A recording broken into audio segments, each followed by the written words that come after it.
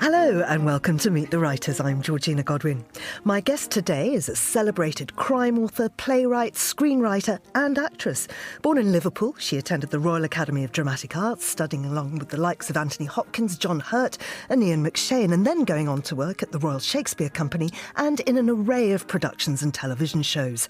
While filming, she began writing treatments for television programmes until eventually one show was picked up. Widows, the 6-part crime robbery series, came out in 1983 to rave reviews. 4 years later, her debut novel, The Legacy, was published and received both critical and bestseller success. In 1990, she started working on her next television project, Prime Suspect, which aired in 91. Starring Dame Helen Mirren as DCI Jane Tennyson, it was met with global acclaim. The show led her to win an Edgar Allan Poe Writers' Award and the Dennis Potter Award from BAFTA for her work on the series. Following further success, she formed her own television production company in addition to writing more books. She was awarded a CBE for her work in literature, drama and charity in 2008. Her latest novel is Crucified, the 5th book in the Detective Jack Warr crime series.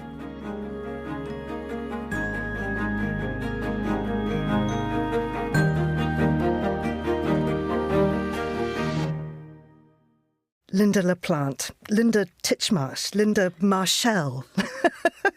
You are so many people, but Lynda La Plante, I think, is how we know you best. Welcome to Meet the Writers. Thank you very much, Georgina.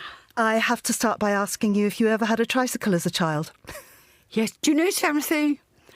I was so desperate to have a drop handlebar bike. Oh, did I want a drop handlebar bike? I begged for it.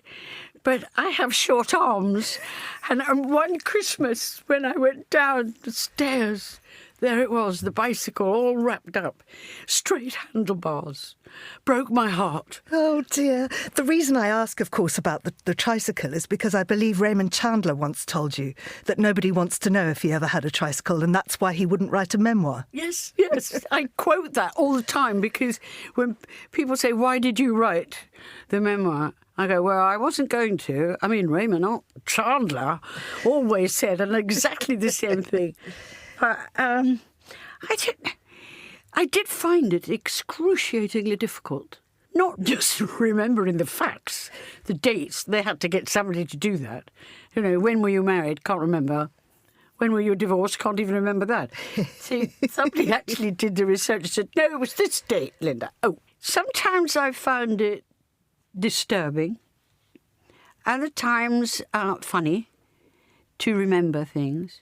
It leaves you, and I know I miss things out, whether I chose to do that on purpose.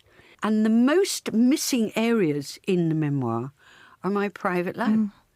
That's very, very apparent reading it. But you bring to life your work life so beautifully whilst giving us just enough information, I felt, about what was going on in your life. I mean, we understand that from the start of your life, of course, your parents were overshadowed by sadness from the death of your sister Dale. And yet you have this wonderfully kind of, it seems, happy childhood off the back of that, with a kind of freedom that it's surprising your parents allowed, given what had happened to their daughter. I think that was part of their fear. I've really thought about this. To lose the firstborn, who was not only female, but astonishingly beautiful. People would stop my mother in the street to look at this child who had coal black, shiny curly hair and china icy blue eyes. And so my mother was so proud of the way she dressed her in beautiful clothes.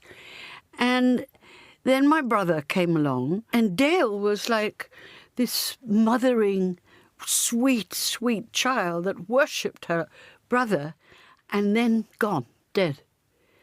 And her little poetry books and her teddy bear were kept in the drawer. The only things my mother wanted when she was buried were Dale's things. Dale haunted their lives in a way that sounds strange. You want to ride your bike? Ride the bike. You want to go to Sniggery Woods? That's all right, you go. It's as if they were afraid to lay on us their heartbreak. Mm. And that's really what it was. And they let you pursue what you wanted to do. They let you go off to RADA, which actually, looking back, you didn't think was such a great experience. No, not really. I think, I'd never been to the theatre. It's so bizarre to think that my family's biggest theatrical event was watching Brian Rix's Whitehall farces. That was when all the family would get together and say, oh, this is the best thing. Oh, there was no theatre. I got the theatre from my drama teacher, who was a wonderful lady, and from an incredibly 80-odd-year-old drama teacher in Liverpool who used to teach acting. And she'd say, now, darling, you're doing Joan of Arc, throw yourself about, come along. It was to somebody coming from this, crazy St. Trinian's type of school. There were no acting classes and dramas. There were no plays going on. And it was absolutely the most extraordinary experience. I mean, can you imagine today the most important thing, and this is my headmistress, the most important thing in a girl's life when they're leaving school is to know how to fillet a fish. Now, you'd suddenly go, that's not true. Well, it was. And it's also, the other things in this school that went on, it was over and over again. It was in the back arcade, because you can't read. Well, go to the silly table and sit there. And, of course, you were dyslexic. Yes. Can you imagine today being instructed to go to sit on a silly table? I mean, the political shenanigans around. But inside that school, there was no bullying. There was no racism. Because there was actually such joy, because nobody really worried how good you were at any lesson. We had one game of lacrosse, and when we got back, Merchant Taylor School have sent a letter to say they will no longer play any other teams from Streatham House, as the girls used their lacrosse weapons against us. And so that was lacrosse out, hockey. There was a hockey field that was previously occupied by cows. And so we'd get to this hockey field and there'd be, right, everybody listen up. If you tread in a cow pat, please put your hand up and return to school. Of course, everybody was plop, plop. It was outrageous. But, I failed my 11 plus. There was nowhere else for me to go. And the 11 plus, my father, when I came out after the exam, he said, so how did you do? Oh, it was easy. Really? Why? Well, they asked silly questions. He said, like what? I said, well, they ask, what's heaviest, a pound of coal or a pound of feathers? So he said, and what did you put? Well, pound of coal, of course. He said, right, well, I'll obviously be paying for your education from now on, and so be it. Nobody really worried about anything. And I mean, RADA led to work, which was wonderful. I mean, not every actor goes straight into work, but you did. You worked for the RSC, and I'm also particularly interested in your work on Calamity Jane, because it seemed to me that you just brought that to life.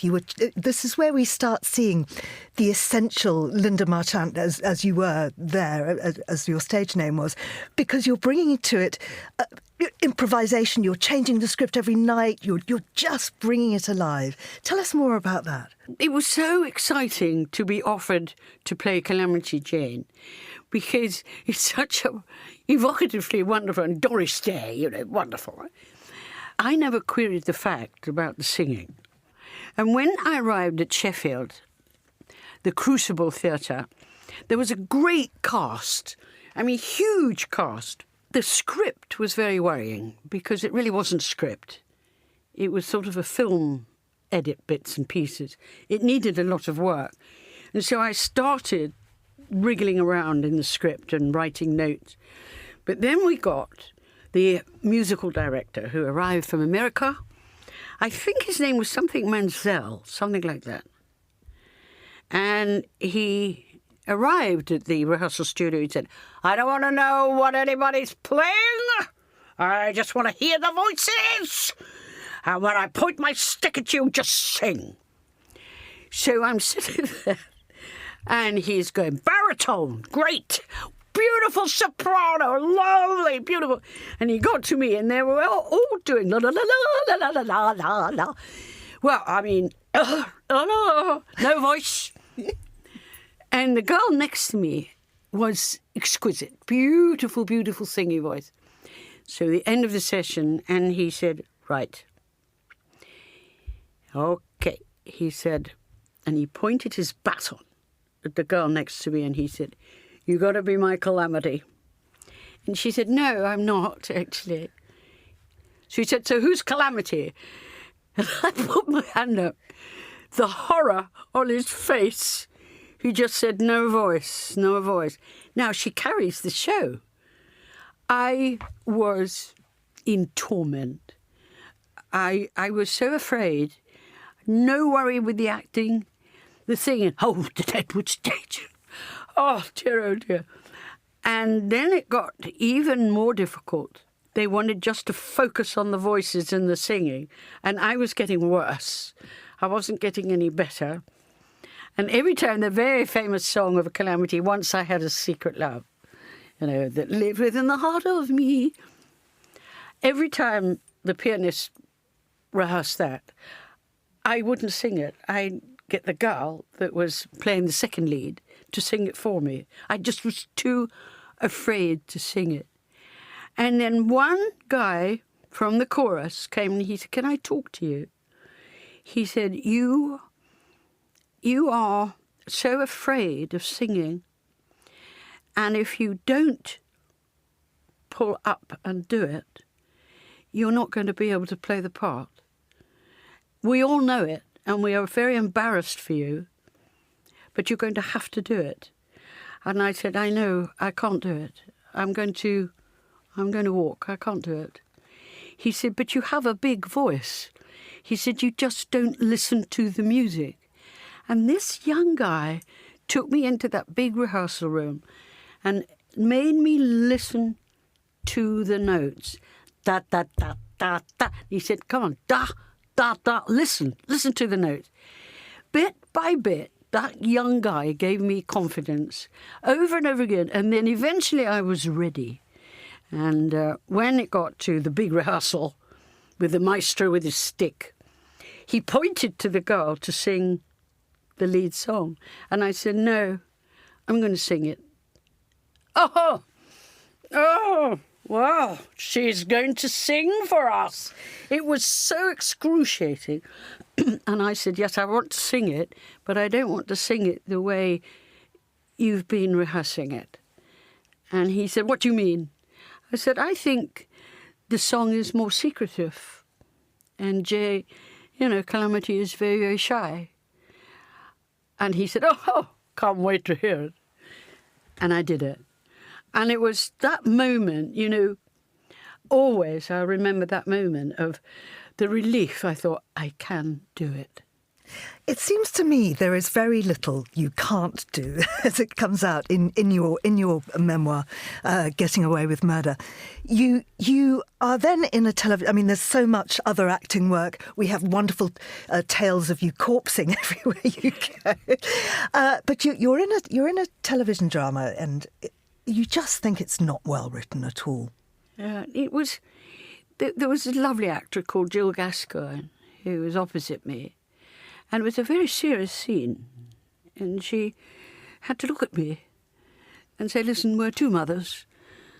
Why don't you call me Margaret? And I had to say, call me Juanita. So I said, excuse me, could somebody tell me why I'm called Juanita? I mean, my son is at the same comprehensive school as her. What? And back came a message, because the writer wants it. But that was like the kiss of doom. Every time we got to that scene. Why don't you call me Margaret? I couldn't get it out. And after it, I said, who's writing these? How do you write them? Now, at no point had I actually thought, oh, I want to write a script. Yeah. No, Jill Gascoigne said, well, talk to him, that editor guy over there, and you send in ideas, storylines. I said, oh, do you? Okay. So I go out and I said, could I send you some storylines? Not knowing really what a storyline was. He said, yes, you'll make them brief. I said, all right. He said, just a page. Right. And on that page is what? The story? The characters? Yeah. Just send them in. So I beetled home and I wrote the nuns. And I wrote one about this policewoman and one about these widows. And I'd actually written a part for myself in every one of them, not realising if you've got a star, Jill Gascoigne is a star, you're not going to employ somebody else. So they were all rejected, apart from the widows. And somebody'd scrawled over it, brilliant. Who it was, I don't know.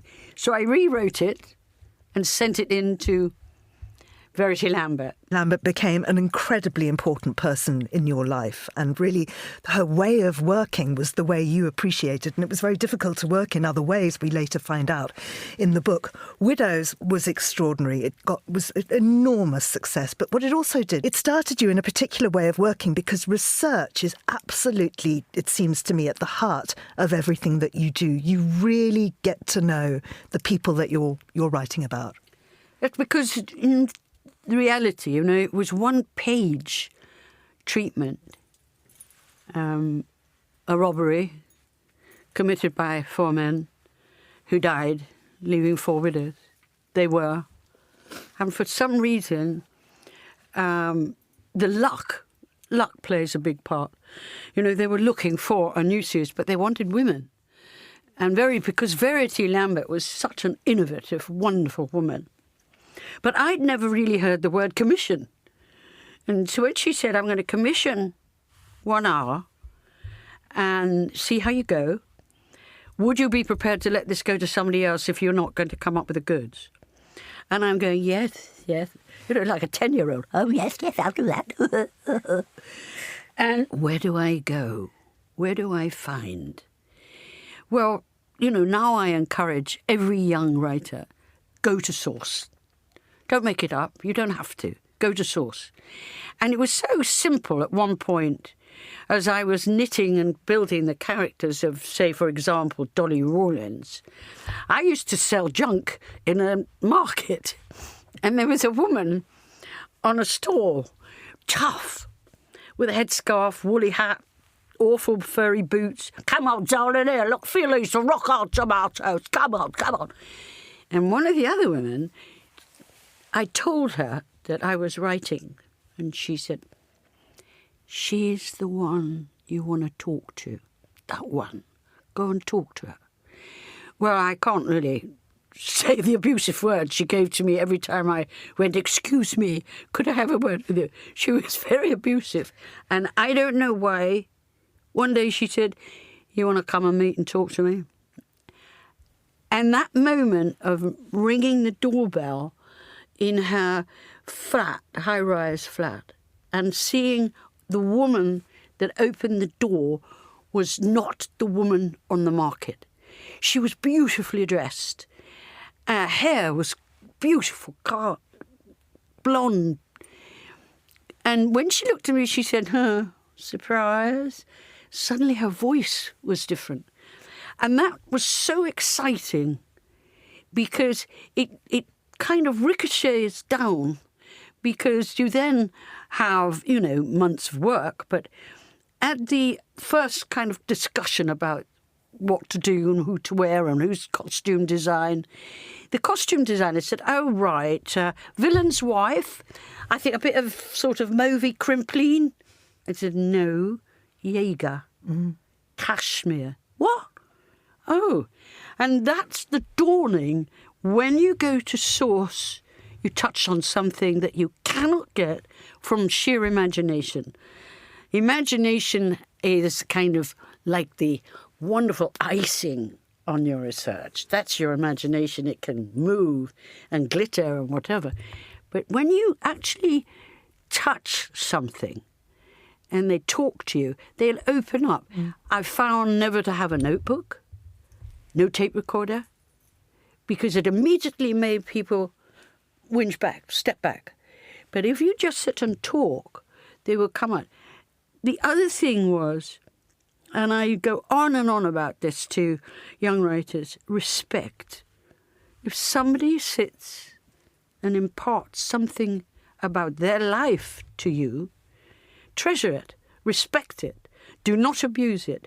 So many times you hear the writers say, oh, I took a bit of dramatic license. You can't take dramatic license if you're really being honest with the person that gave you the research.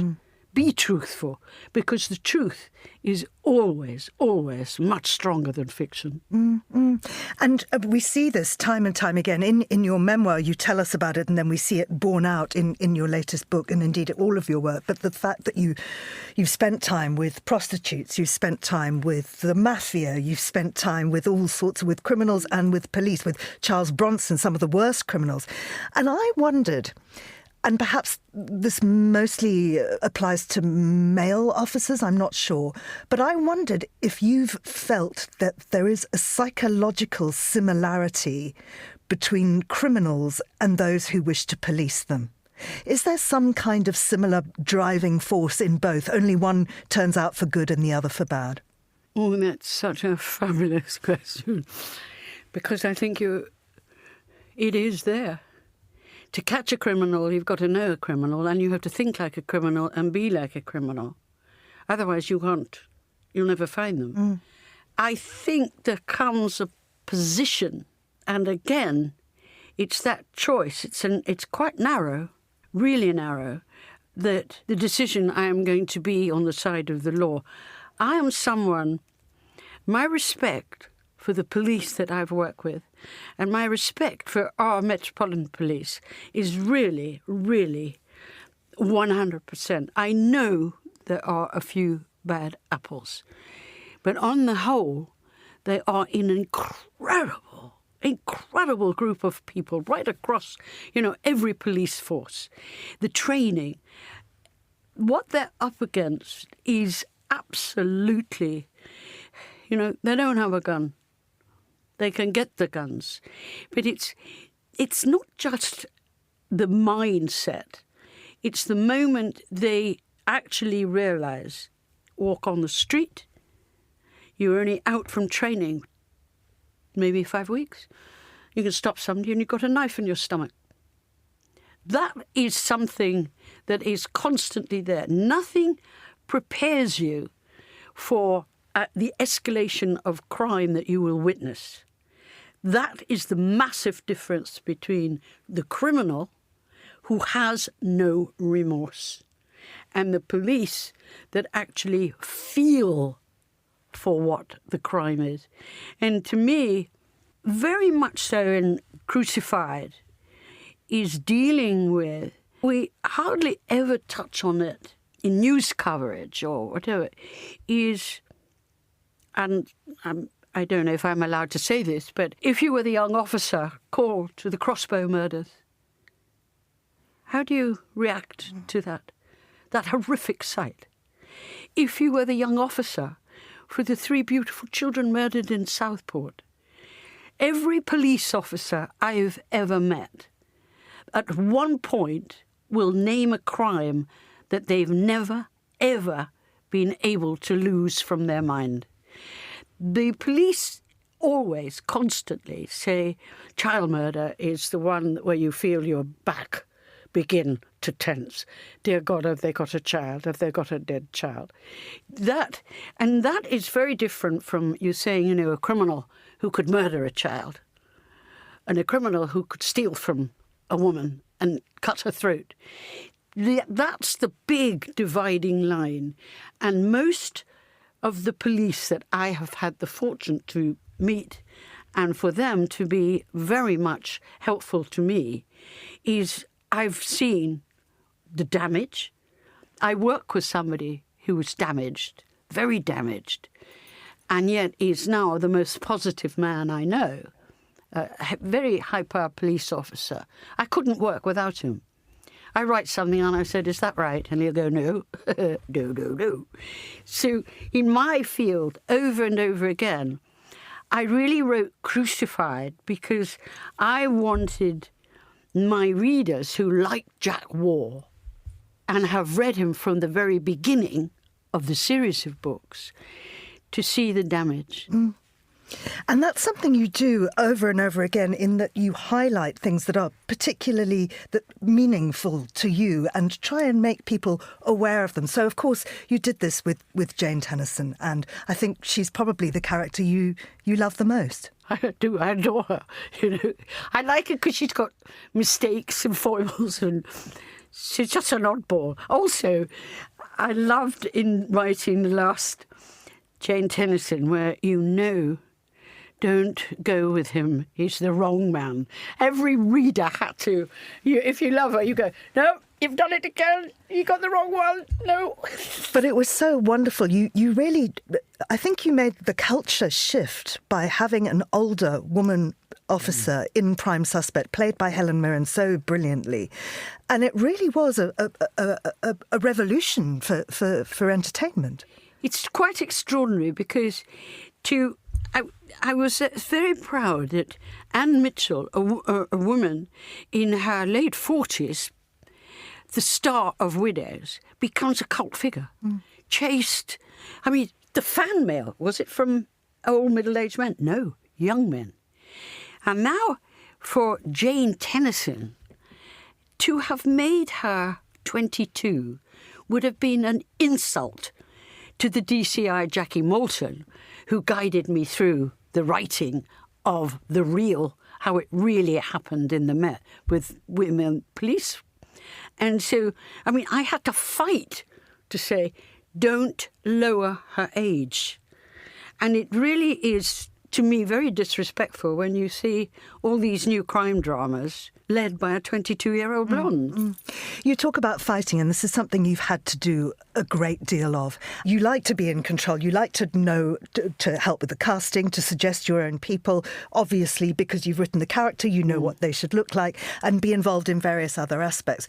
It hasn't always worked that way, and you've had to walk away from some projects. And indeed, one project you were so badly done by, I'm thinking of the film of Widows here with Steve McQueen, who basically, you ended up firing your entire team because of the way it was handled.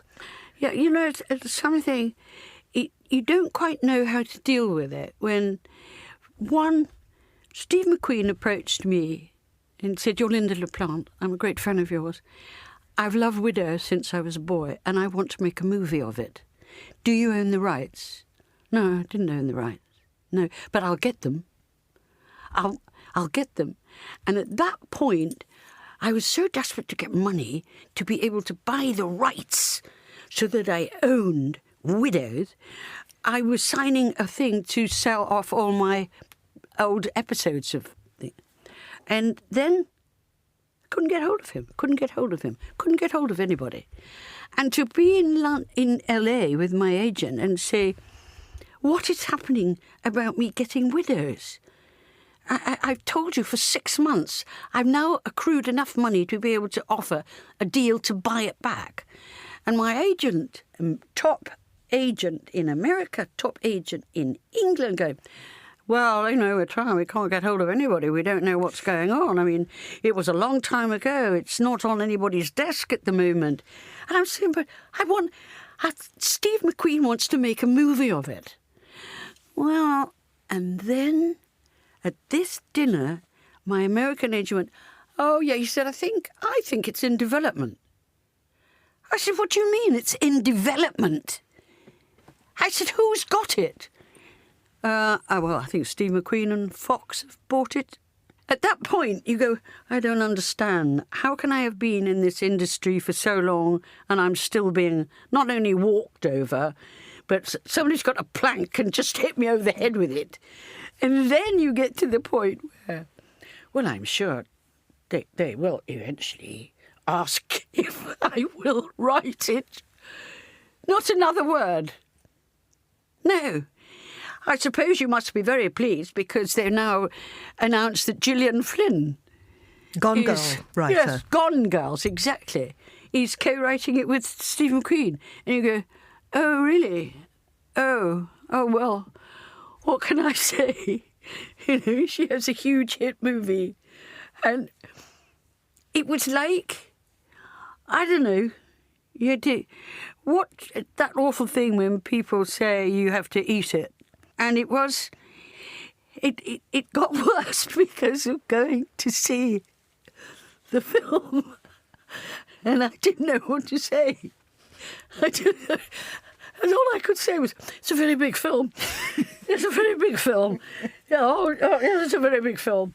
I have to ask you about revenge, because that is something that obviously features in your books, but I think slightly in your own life, particularly through psychics. You have a fascination with psychics. Yeah, because sometimes when I'm researching, you find something that flicks up at you, and you go, oh. And I was researching one element of psychics, and in this meeting, she was talking to a young girl who was very distressed. And she was, to describe the psychic it's really very insulting because she really did look like a poor man's Diana Dawes, but about 80. I don't know how old she was. But she was she suddenly goes, oh, mwah, mwah. And she said, that's it, over. It's over, love, it's over, love, it's over. Over. And after, when I said, why, what did that happen? Also, I do pay for research sometimes, and I did pay her. I said, what did you mean when you, with your lips? What did that mean? Taste of blood, dear, taste of blood. I said, what does it mean to you? Dead. They're dead. I said, like a murder? Wouldn't answer. But it was so visual, and the sound she made, that... And immediately, I sucked that in because I use it. Yeah. It becomes a book. I have to ask if you encouraged any of your tame psychics to take revenge on Elevator Face, and if you'd like to tell us about... Well, that's ever so naughty. I get told off for bringing this up because...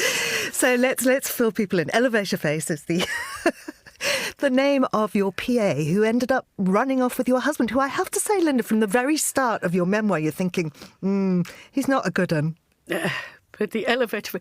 It was, this girl was so ugly. And she had such a long face. She really truthfully looked as if she'd been caught between two lift doors. And I felt so sorry for her that she was desperate for a job, and I gave her one. And I don't know, I think part way through, I changed, her reference to Elevator Face to a couple of other things. Because sly, when you reach out and embrace another woman and help them and give her a career, I'm somebody that have never, ever... All the people that work for me, I never want to get into their private lives. I don't want to go to their houses for dinner. You work for me, I treat you with respect, I like you, but you see me in every single possible way. You see me crying, you see me happy, you see me fighting. You are with me, either with me, and if you're not, they would leave. So all the retinue of people I've had working for me, this one woman was very steadfast, very good worker, very diligent, and at the same time was, some women would say to, well, Lynda, you saw the signs, and what are you, a simpleton? Because my husband, motorbike freak, Harley Davidson, and she turns up with a Harley Davidson. Could she have some help in learning about it? I mean, most women would have thought that's a bit odd. You know, elevator doors, what's she doing? But no, I go, yes, by all means, come in. And over again, there were the moments where you think, are you that stupid? One of them was, and this is like, they knew the miscarriages and they knew my infertility problems. And one morning I went into the office and she's got a sticker of pills. So I said, well, are you all right? She said, oh, yes, it's just they're vitamins. Later on, I looked for something in our office. They were fertility tablets. She was desperate to get pregnant with my husband. And it's like, at some point, are you stupid? And I don't know. I think most people would actually say, what were you doing that you never really looked at what was happening in your life, your own life? But you seem you seem to lead separate lives pretty much by that point anyway. Yeah, but at the same time, that was close to home. Very close. Very, very close. She was my PA. She knew everything about, particularly, my finances. So in the divorce, I mean, my lawyer, who unfortunately had a stammer, he just said, you've been really had over. So I said, yes, thank you very much. Only I could have a stammering divorce lawyer. But he was a sweetheart, whereas my husband was able to get the Rottweiler. But throughout, it was, part of me was saying, well, I should have done this 12 years ago. I mean, this is a big relief. But the other part was how stupid, how painful. But why was... And then, I work at such a level. And I don't know why I do it, but I love it. I love it when Crucified, the joy of finding art theft, art fraud. I was just so excited by it that I thought, I've never known this. And it's like sometimes you pick up the newspaper and you're reading something that you can hardly believe. Recently, that when Prince Charles owned Dumfries House, accepted a Monet, a Salvador Dali, a Picasso from this generous, wonderful young gold bullion dealer. And these paintings are displayed in his wonderful house. And what a generous gesture. Insured for over 100 million, of course, because these are superb art pieces. And then you have some guy in America, Tony Tetro, going, just a minute, I did those. You go, what? How many people oversaw those paintings? And now King Charles is in a position, and you go, Tony Tetro, he'd just come out of jail for fraud, and he's not allowed to do copies unless he puts his name to them on the front and the back of the canvas. And he said, yeah, I did those in the kitchen, actually, I love the whole sort of art fraud at the centre of this book, and also the fact that we have here really a man in a functional marriage. He's been adopted like your own son. His mother lives with them, as yours did, for the final years of her life. We're seeing this really rounded person who isn't one of these TV cops that drinks too much and has the kind of stereotype. Jack Warr is a proper person, and we know that all of that research and everything he says and everything he does is true, because you can see the thought that's gone into it. He's wounded now, and his wounds are not shown on his body, they're in his brain.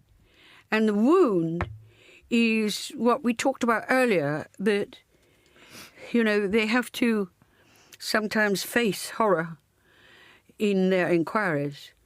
And Jack Warr, not only with a serial killer of these young innocent women that he slaughtered, the trial, and I have been to so many trials, and when you see the interrogation of a police officer who was doing his job, sometimes the prosecution, they're very, very theatrical.